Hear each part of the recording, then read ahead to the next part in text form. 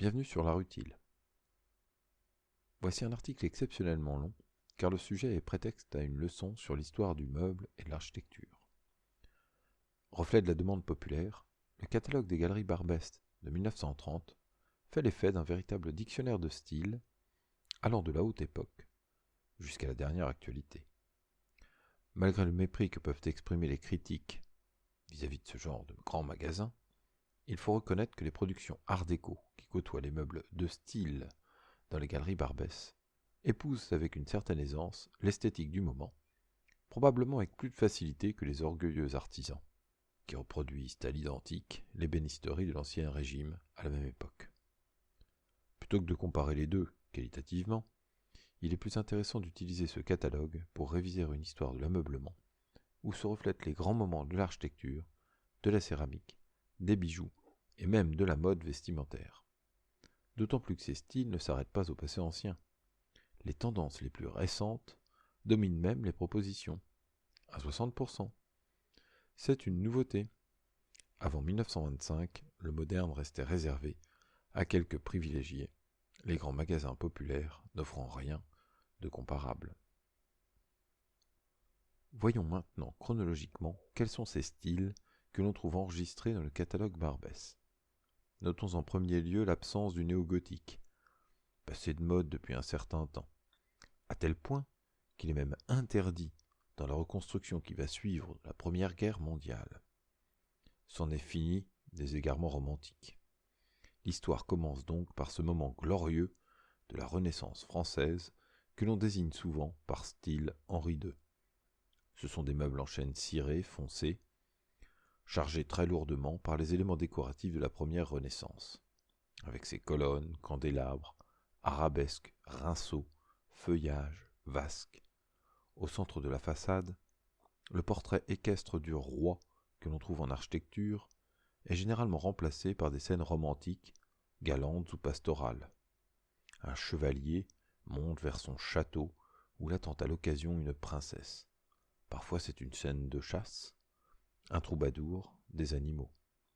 Très à la mode depuis la fin du XIXe siècle, le buffet Henri II, accompagné de chaises excessivement jacobéennes, représente le principal ennemi des modernes, qui s'exaspèrent de voir ainsi l'industrie gaspiller du temps et de la matière dans des productions jugées laides et inadaptées.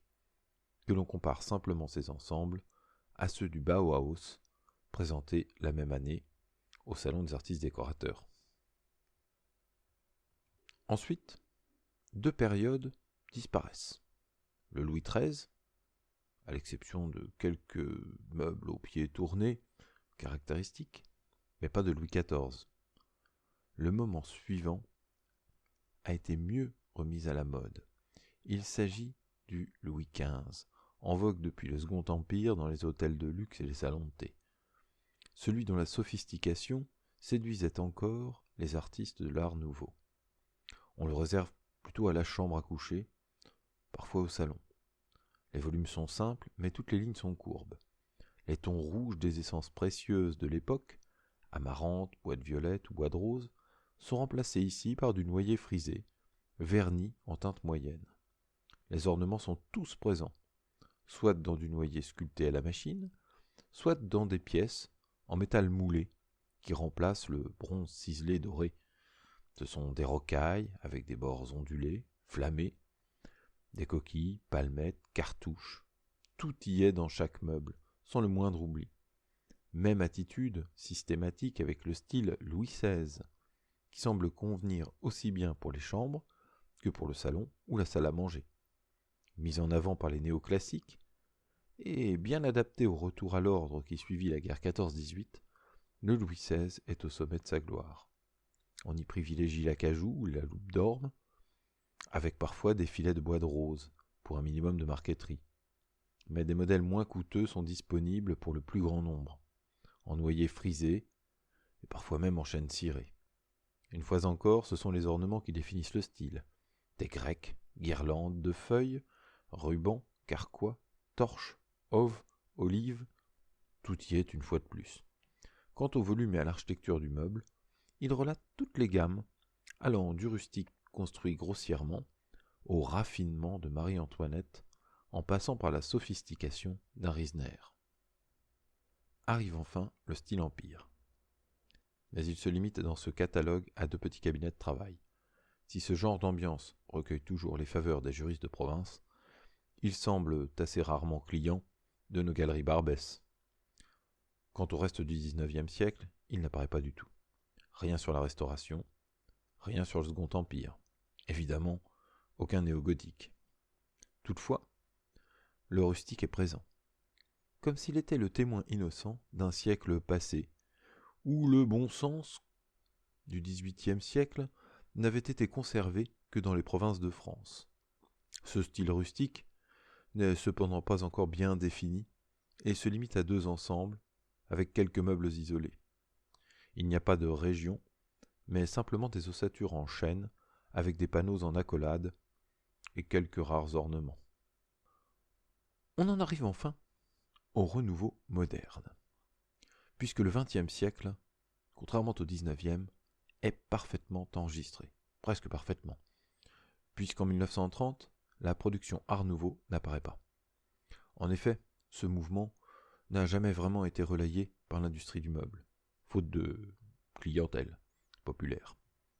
Contrairement à la verrerie, à la vaisselle, au papier peint, à l'illustration, à la céramique ou aux ferronneries qui parviennent à s'imposer, ce style reste décoratif, mais n'entre pas vraiment dans l'architectonique des meubles ou des bâtiments.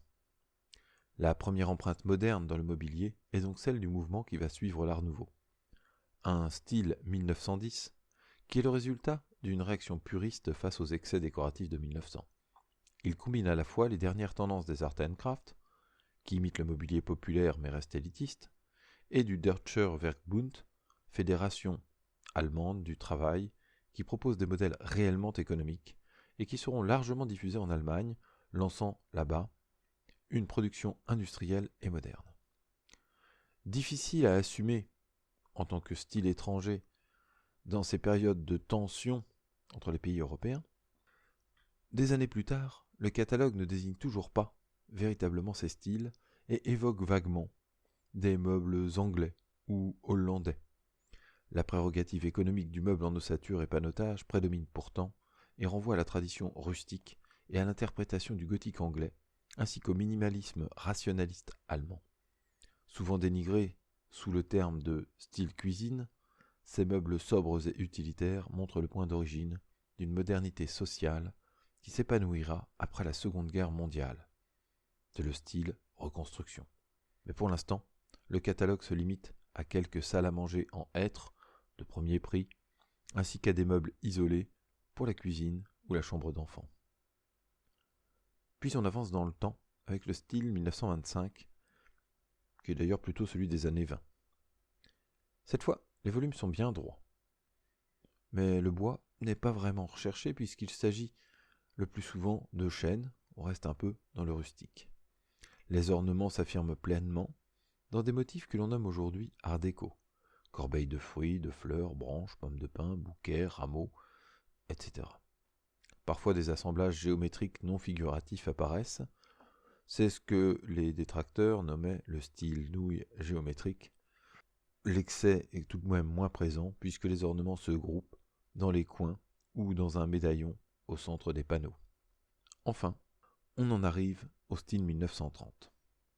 Celui-ci ouvre le catalogue et prédomine parmi les 170 propositions d'ensemble pour salle à manger, chambre, salon ou bureau. Nous avons le droit, pour la première fois, à des belles planches couleurs. Le style 1930 est ainsi le premier à s'offrir en temps réel à tous les publics. Les formes sont pures, sans ornement. On le nomme parfois style paquebot, mais là il est encore plus brutal. La variété se limite au volume et à la matière, non pas au sens de l'épaisseur pour la matière, ou de la masse, comme dans le brutalisme, c'est trop coûteux, mais dans la texture. Le noyer est le bois à la mode, comme dit le catalogue, avec des plaquages en ronces de noyer où les contrastes de veinage sont appuyés par des frisages en fougère. Ils forment des jeux de moirures sur des plans unis, qui ne sont pas sans évoquer les dessins du marbre dans le pavillon de Mies van der Rohe, présenté à Barcelone en 1929. Toutefois, les volumes ne sont pas toujours purs. Ils peuvent être rehaussés de faisceaux, de redans, de rainures, mais il n'y a aucun dessin véritablement complexe. Pas le moindre motif floral, ni même un enchevêtrement abstrait. En conclusion, la modernité a ses styles.